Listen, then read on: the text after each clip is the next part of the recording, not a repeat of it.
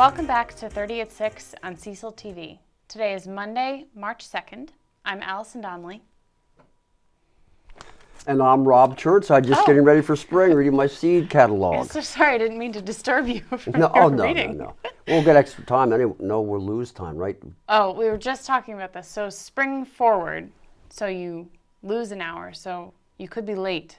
That's right, but we'll have That's how I think of later days so I can work at planting my gardens and my crops and stuff. I want to get some fruit trees. Right. So you were talking about some pear trees, right? Pear trees, yeah. I think that would be great. Yeah, that would be great. Great addition to your yard. So when is daylight savings time?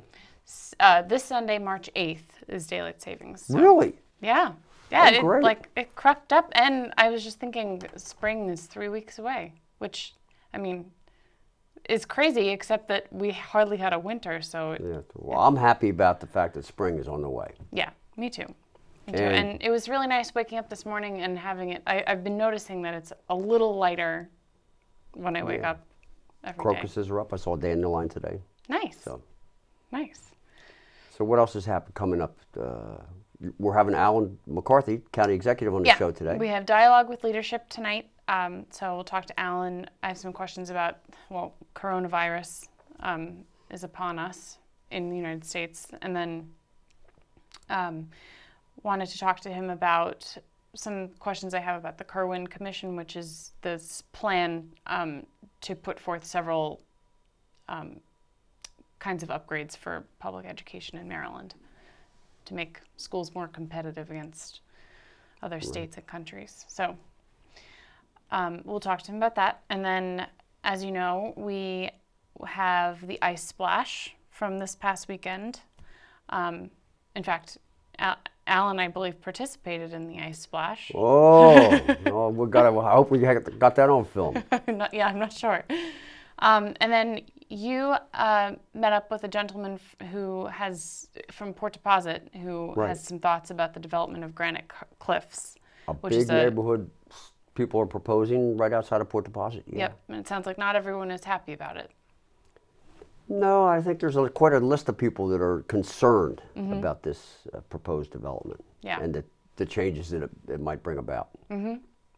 Right, and I read today that there are people in Perryville who are organizing against the development of this warehouse at the site of Perryville Outlets. So we'll have to keep an eye on those Nobody's issues. protesting the Great Wolf Lodge, though. Yeah, we're all waiting for that. Yeah, we're all lining up at the door. Hey, speaking of waiting, we're waiting for the primaries that are coming up, right? Yeah, so April 28th is the primary day in Maryland. So for Cecil County, that means for Cecil County local elections, that means Republicans will choose a new county executive to run against the Democrat, and a county council person, and also school board. There's a seat. And there's a lot of work that goes into just hosting primaries, like at the middle school. Yeah, I mean, we have a lot of talk in this country about making sure our elections are secure, and there are so many people who are involved with that effort, and the whole polling process. The whole polling process, and just like making sure people know how to fill out their ballot, how checking voters in, setting up, taking down. And on that note, the Cecil County Election Board is looking for poll workers. Did you know that you can make money? You can make, depending on which election it is, I think it's about $150 up to $300 you could make in a day. Working an election. Mm-hmm. Yeah, and I think that would be a cool So how would a person, not that I want to do it, that I'm independently wealthy, as you know. Oh, I know. But how would a person, participate in that? So we're going to learn more about that next week. We have someone coming from the Board of Elections, but the applications are on the Cecil County Board of Elections website, and I'm not sure about the deadline and such yet, but as long as there's some requirements. You have to be 16 and above. You have to be able to work a 15-hour day. You have to be able to lift moderately heavy objects. So, and that's for the primary and for the general election in November. So that sounds pretty good to me. I think it would be a really interesting way to spend a couple of days. Yeah. So we'll be back after these messages. Good evening, and welcome back to Dialogue with Leadership on 30 at 6. I'm here with Dr. Alan McCarthy. Welcome back. Oh, right, we're fist bumping. That's right, fist bumping. Yeah, well, that Hygiene. leads me into my first question, but Okay. first, how are you? I'm doing well. Thank you for asking. Good. So, now that coronavirus has, hence the fist bump, has arrived in the United States, and it seems like the threat of pandemic is on everyone's minds. Public health experts are emphasizing the critical importance of the public getting clear and consistent messaging from state and local and federal agencies. And that's important because obviously folks need accurate information in order to prepare, but also because inconsistent messaging can cause people to lose faith in the Lots government's of confusion. efforts. You're absolutely right. What can we expect from Cecil County in terms of outreach and preparation? We had a informational seminar today, which included the health department as well as emergency services. They gave us the directives and guidelines, which have come down from a high, the federal government. And basically right now it pertains to following good hygienic principles. For example, cleaning your work area, because the virus can live on the surface of an object for probably about 10 hours. And also basically making sure that you cover your mouth when you cough or sneeze. Don't basically rub your eyes and your nose, because that's easier entries for the virus particles to get into your own body. And if you basically have malice, a fever, diarrhea in many cases, you should basically seek the advice of a doctor. Right now we don't anticipate a huge problem right now, but it is certainly starting to spread. It seems to be waning to some degree in China. Yeah. But it's starting to take a hold here in the United States, and basically we'll just have to keep an eye and monitor the situation as it develops. Right. Yeah, and we've reached out to the health department, so we hope to get some people in here to talk about. You're absolutely right. And what Cecil County has done is they're basically acquiring or getting together the necessary supplies like masks and gloves and things of that nature, disinfectant products to basically use on services, and also to basically disinfect hands. Right. So if you follow the normal principles, wash your hands, frequently with soap and water for 15 or 20 seconds, basically you'll have a much better chance of not getting the disease. Yeah.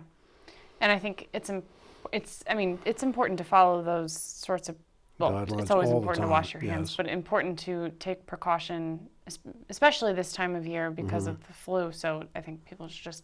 Like if you go inside doors, wash your hands after touching doorknobs, or basically use a Kleenex, something to that effect. Right. To basically give yourself somewhat of a barrier from that in contact of a surface, which might have, basically saliva on it, or, sneeze material, stuff like that. Yeah.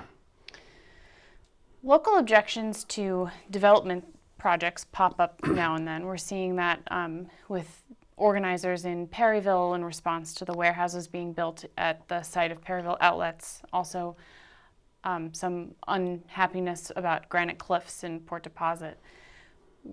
Can you talk about the distinction between county and town projects and Well, very simply, the state of Maryland is divided into 23 counties and one municipality, which is Baltimore City. In Cecil County, we have 9 municipalities, and each one of them have their own government, their own ability to tax. But in many cases, they have their own authorities to do these things. They rely many times on county services for certain things. For example, they rely on our animal control departments. They basically many times rely on our permitting departments and also inspection departments. But they have the authority to basically do whatever they would truly like to do within their own geographic boundaries. So in that regard, they can almost function as a county, provided they have the necessary utilities to do what they want to do. In the case of Perryville, and I guess you're referring to the old the Perryville Outlets? Perryville Outlets, they basically fell in disrepair and essentially are not in very good condition. A couple years ago, they were purchased by a developer with the specific intent of turning it into a warehouse. And at that time, I think the town of Perryville was very much in favor of it, getting it back on the tax rolls. And as it came time to basically do this, Great Wolf Lodge showed up. Right. people changed their minds and wanted more high-end development, for example, apartments as well as retail space below. And they took the developer from New Jersey who was buying this piece of property for a warehouse to task, and basically they've ended up in a legal suit. He wants to develop, but he doesn't want to build townhouses. He does not want to build retail. He wants to build that. And the local residents who took him to court want to see something that's not as overtly commercial as a warehouse. Right. They don't want the traffic there or the trucks in and out all day long. And so it'll be resolved in courts, I do believe. So when these situations arise, do residents have any recourse beyond the town? Not directly towards the county, I don't believe, unless it's a zoning issue. Now, they have their own zoning authorities, but they many times will come to us asking our opinions. But wherever their zoning is, provided that the business that wants to come in conforms to that zoning, there's really nothing the county can do about it. Okay. And we were talking briefly about the comprehensive plan, which the county develops every 10 years. It's a 10-year plan. And so how did the towns contribute to that? Well, when the comprehensive plan was first designed, it was basically designed by the county with the participation from all the towns and not a select group, but a very large group of concerned citizens in Cecil County. And they came up with the plan, and basically it divides the county, I'm going to say, roughly into 3 zones. We have a northern agricultural region, which is not residential, but rural conservation district. We have a growth corridor, which runs between I-95 and Route 40. And then we all have southern agricultural, which is south of the canal. This plan can be adopted and changed, every 10 years for certain, to reflect the needs, concerns, and desires of the citizens of Cecil County. At this particular point in time, I feel it's my obligation as a county executive to abide by what the people choose to have happen, unless the people themselves choose to make it different. So that's where we run into some conflict. Towns many times have their own wants and needs and desires, and if they run into conflict with the county's overall plan, then basically I have to put my foot down. Okay. Does that make it clear? Yeah. The Blueprint for Maryland's Future, which is the name of the bill put forth by the Kirwan Commission, proposes a slew of measures to improve education in Maryland. It includes higher salaries for teachers, it's pre-K for all 3- and 4-year-olds from low-income families, and then also more career and technical resources for impending graduates. Does Cecil stand to benefit from these measures? I think in the long haul they will benefit from them, because a higher, more better educated group of people will make better decisions, be better citizens in the long haul. So I'm very much in favor of the Kirwan plan. The big problem is how do we pay for the Kirwan plan? Right, so our viewers know. So the General Assembly last year approved 3 years of funding. It's a 10-year plan, I believe. That's correct. So three of the 10 years are, the funding is figured out. It's through state dollars. But then the remaining 7 years it's incumbent upon the counties and separate legislation to figure out how they'll be funded. So go on, sorry. Well, my feeling is without basically a massive increase in real estate taxes or income tax, there's no way that the counties can afford to pay for it. Cecil County, of all the counties, is in fairly good shape because we basically have a very balanced budget. We have some extra reserves, and we have a growing asset base from which to deal with. But some of the other counties are not nearly as strong a position as we are and can no way in the world come up with all the necessary monies to fund their obligations going forward. So my feeling is, at this point in time, the state has a much greater ability to raise taxes than the county, and this is their desire to have the Kirwan plan. So I would suggest that they find a creative way to basically fund this. They're looking at many different ways, taxing of marijuana, basically sports gambling, and also they've introduced, and I don't know specifically about this, but they want to reduce the property sales tax by 1 point and add a 5% fee on every service provided, which would generate a tremendous amount of revenue, but would tremendously hurt many small businesses. Right. I know that proposal is getting a lot of pushback. Yes, it is. A lot. So one more question about that. Do you see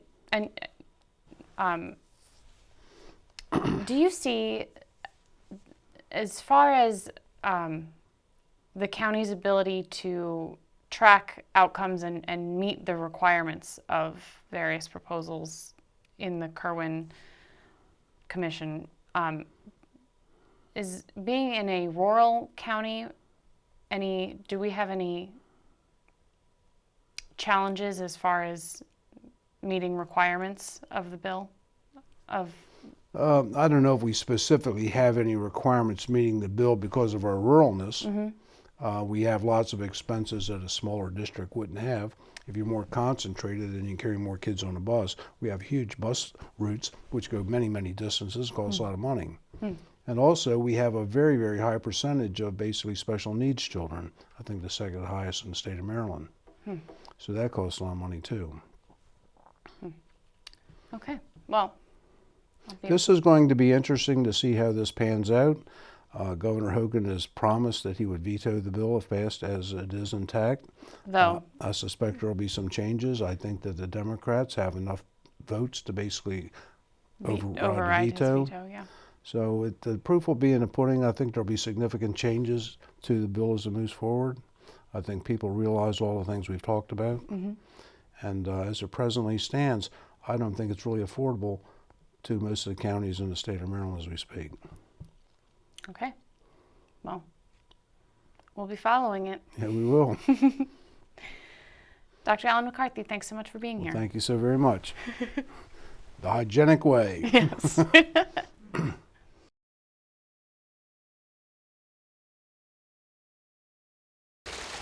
Hello, Cecil County in the world and 30 at 6 Cecil TV. Rob Churnside here with Chris Bannon. This picturesque creek and these Granite Cliffs back up to what could be a new neighborhood outside of Port Deposit. Chris, you've started a petition about this project. Tell us about it. Yes, that's right.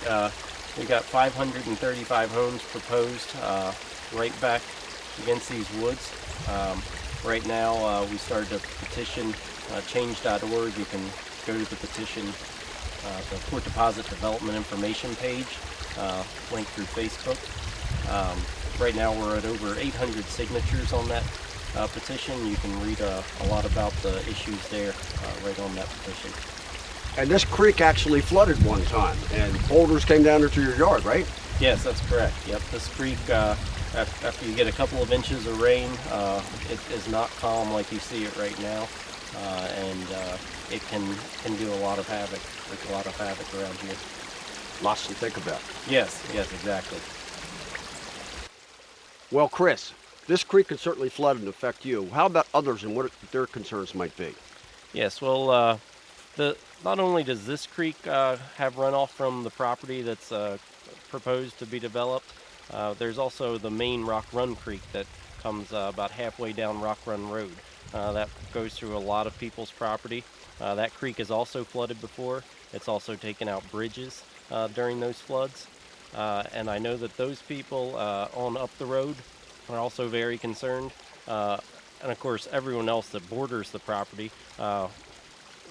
they're concerned about contamination of wells, different runoffs into their properties, just a lot of concerns from neighbors alike. Also, the town of Port Deposit seems to be concerned. There is issues with water that comes off of this property that's proposed to be developed that comes right into town limits. It comes off the back of their property, right into little creeks that come through town right onto into Main Street. So a lot of issues there with the runoff. Again, if people want to contact the petition or check things out, how would they do that?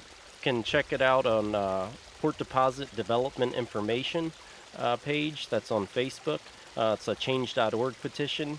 You can look it up by looking at Stop Granite Cliffs Development. Thank you, Chris. Yes, sir. Thank you. This cornfield here outside of Port Deposit is part of the parcel that could have 500 plus houses on it. And we talked to Chris earlier about his concerns and the petition being circulated. There's granite underneath this. Will there be houses? Who knows? Welcome back to 30 at 6, and welcome to my good friend Patti Paulus from the Palette and the Page, the epicenter of cool in Elkton. Welcome to the show, Patti. Thank you for having me again. And thank you for coming back again and again and telling us what's going on in Elkton and around. I love sharing about the arts. Love it. It makes me so happy. It's First Friday's coming up. This Yes. Friday, the 7th, right? Sixth. Yeah. 6th. So close. So close. And Yes. what's going on in Elkton? So I have a big list already. I'm going to do it in alphabetical order. Perfect. So Art Space on Main, Lori Willing is going to be celebrating her 10th anniversary. And they'll have new pottery and new glass items that are created there in their gallery, and food and all that good stuff. And that's from 4:30 to 8. The Cecil County Arts Council are featuring alcohol ink artists, 3 women, and their technique, it's all alcohol ink, but they are a little bit different from each other, so that's really cool. And they'll also have, in another part of the gallery, the theme is edibles. So I'm not sure what that means. I know what it sounds like to It me. sounds like food, but maybe it's pictures of food or drawings of food. I'm not sure. And then they'll have music by Ricky Holbrook, and that's from 5 to 8. And there's several things going on at the Elkton Station campus of Cecil College, which is on Railroad Avenue, for people that don't know that, because some people don't know that. There's a faculty exhibit in the gallery space, and then there's Parents' Night Out with Lifelong Learning, which is an incredible deal, and if I had kids, I would do it. So you can take your kids there, and they're safe. It's with the public safety office and professional people. You can take them there from 5:30 to 9 o'clock, and it costs you $10, and they get pizza, and they have activities, and they may watch a movie, and it's awesome. So it's kind of like kids' night out, too. Kids' night out, yeah. And, people can take them anytime between 5:30 and 9, and then the great thing is they can come downtown That's right. and see all the art. That's a win-win. It's a win-win, yeah. And then there's also a performance with the performing arts there, a music performance, music, theater, and nature, and that's featuring faculty from Cecil College and from the Oxford Art Alliance. And that, they didn't say how much it cost. It starts at 7. You can get tickets by calling Elkton Station. If there are seats left, you can pay for it that night, but it'll be cash or check only. Same thing with Parents' Night Out. You can call, and you should register so they know how many people to have there. So how would one register? By calling the college, the central number? If you call the central number, they'll probably be able to transfer you over. I think you call Elkton Station. Okay. Yeah, and I don't see any point in me saying all those numbers because No. yeah, it's too much. That's Elkton Station. Yes. And Elk River Brewing Company, they actually will have live music on Friday, but they have live music every Friday and every Saturday night. So, and it's a great casual place, friendly place. It's kind of like Cheers. I feel like that when I go in. Yeah. People know you. So that's great. The Historical Society will be having refreshments that I've heard are pretty epic, and you can go learn about local history. And I think they're getting ready to have a dance in April, and so you can learn about that. Right. A fundraiser. Millstone Jewelers, Alicia, who is the owner, is debuting some brand new jewelry designs that she's created in sterling silver and in gold, and then you can take 10% off other handmade pieces of jewelry now, there. I used to know where Colonial Jewelers Right. was. Where is this? She is on the other side of East Main Street. And it used to be a studio. I think Gail Piazza had a studio there, or a gallery there several years ago, prior to us, and we've been there 11 years. It's a beautiful space. It's actually perfect for jewelry. So it's on the same side of the street as us, same side as Colonial, but up the street. Well, I'm glad Elkton has a jewelry store again, and all we need to do is get the wedding chapel back again, and it's one-stop shopping. One-stop shopping. It's great because there is no other fine jewelry store in Cecil County, and they do watch batteries, and they do appraisals, and they do jewelry repair. I just got my rings are actually there right now getting repaired. Awesome. And I was standing there, and Anna just looked down and said, "Your prong is loose on your diamond." Like it was amazing. So anyway, they do all kinds of good things there. Good. Showcase on Main, the weekend of the 13th and the weekend of the 20th, they will be showing Godspell. Friday and Saturday is 8 p.m. show. Sunday is 3 p.m. show. and you can get tickets on Eventbrite. Honestly, all of this is on Facebook. So you can go on Facebook and find out more, find out times, find out cost, and Right. all of that. Usually showcase is like $20, 20, $25. And then on the 27th of March, they're having a concert celebrating strong women called Femme Power, which I think sounds kind of cool. Yeah. And then the Pout and the Page, we're having our show's title Bending Color, and it's a quilling artist, which is little strips of paper bent and folded to create beautiful designs, mandalas, and it's just, you have to come and see it. And then the other artist is a fused glass artist, which is why I named it Bending Color. And 2 authors, 2 men. Walt Decky has 2 books, and Frank Hopkins actually has 5. And I've read not all of them, but almost all of them. And they're good. And then live music by John Palumbo. All right. And that's from 5 to 7. Live demos at Sue's Quilt, Tidewater Tattoo, and Brookbend. And then refreshments, of course, at Central Tavern, Elk River, Minnehanes, and North Street. And then, That's just the build up to St. Patty's Marathon, right? yeah, a marathon. Starts on Friday, the 13th, goes all the way through the 17th.